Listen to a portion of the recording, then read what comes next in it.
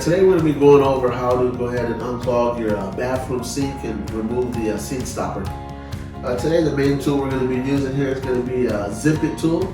It has a little clips here on the end, and that's going to be able to grab onto the hair or the different object that might be stuck in your sink. You can grab one of these at your local Home Depot or Lowe's or hardware store.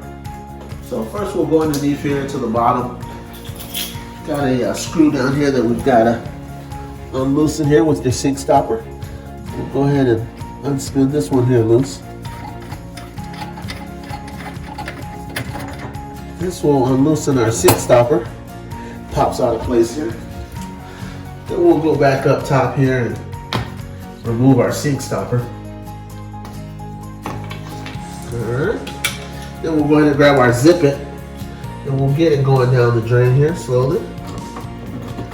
Just want to kind of run it around up and down here, give it a little twist, that way it can grab onto any hair or any objects that might be obstructed here in the sink. And we'll just go ahead and pull it out. Got a little bit of gunk there, so not too bad. We'll go ahead and put our sink stopper back in place. And then we'll go underneath the sink here with this sink stopper piece here that locks in.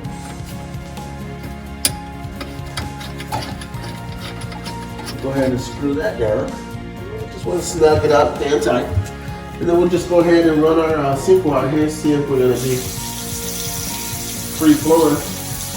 And yes indeed, the water is free flowing through the drain. And your zip it is once again did the job. Hope that helps you out. Thank you.